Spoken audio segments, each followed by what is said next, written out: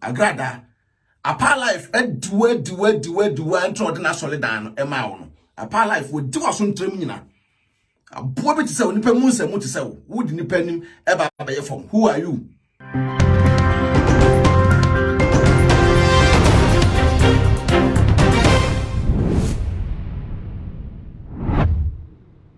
Ebusia wonim se abefunim de ena sesei ewoso wonim se wontimi bibia ewo wiase sesei abra wonfo abefunim de emfa nka ho wosan so enim se sesei no ebesonsum nsam so a abefunim de asan agbewremu ana aso daye wonti ase wodaye so ache wodaye so entimi mbem enonchi enene me kanfo prophet Dr. Abenego ediama ono ena onyankopon enam ne so na ode abefu ewremu ewo sunsun semu a ode ji Yankopon emma edi from how ene mamane ene omatiti mu erunti onyankopon ena mane so edi a new spiritual science technology edi ababontin aye freno aye castoplanto technologies meba cha wo hwe prophet Dr. Abenego owo insam adwagiri castoplanto technologies casting out negativities and planting in positivities. Hey, atadwe ene yate denne na Ghana house se bedwo de ni nyina de nyame na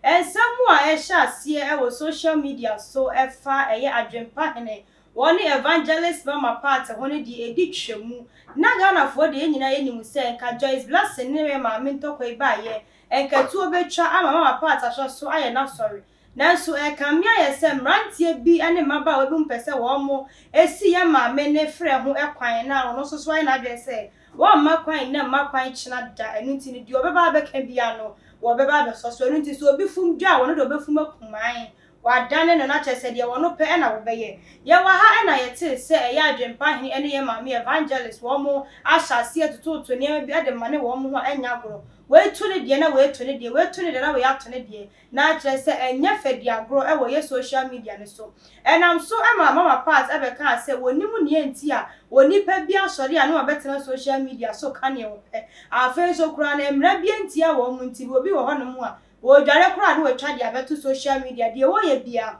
na adasa ani edamu se de be ya ne niam ebesi akọ na ene de aba beto dwa eye Adwenpahene so se wonti ase da wonti ase da bia da kire se mama part ntimi fa ne ho toto ne yire da esan se ne yire na ho kura no edi mu eche eye mama part body nyina enu na Ghana for ba ya na wo mu kire mu se na Adwenpahene so e ka me ese won so nsem wonu ba o ensem wo frasi a wo kiken wo proof ana se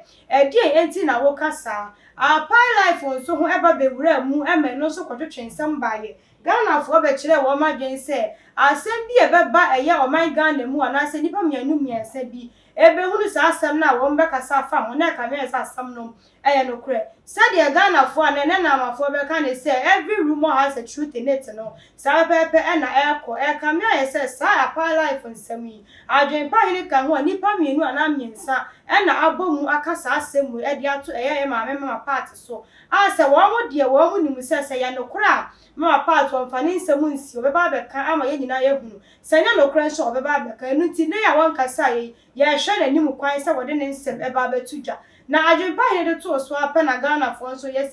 se dia asemi eya ye hu Adwenpahene aka se wono de won pene mama part mfane so da na obema da awawa ye ntokwa wo mu kun ebefunu no kura kire se wono no wodo no yire enti wo makwan mo bi ameka se ntia na yire enu nti we de good morning na wode ma no na awia de obesha da tenase ake kansam pa enya agoro se wo bi ade nsam eba wo fi ana se wo so aye krado na wo de ahia no twene anim da ho so aye monchen enu nti Adwenpahene de nsam bi atudwa a efa ye mama part nsam ni mu odu yenkotie mra ye ba ye de ka ho ebeso Agradaa we good night to medwela bim koda me papa bi ho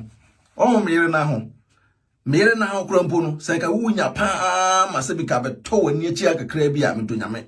ka ho ye be ye fe no wanim se koku achi o regye se na ka wede wo Agradaa hunya nya wate wanim se koto ani wanima se koto ani ma wo ye nipa maka che se one solid week Agradaa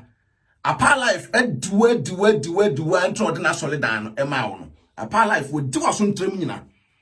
aboa be ti se onipa mu nsem ti se wo di nipa nim e ba ba ye fom. Who are you? Ebusia for Adwenpahene nsem ni akwatie na akrachi wono so na ni adun so wona num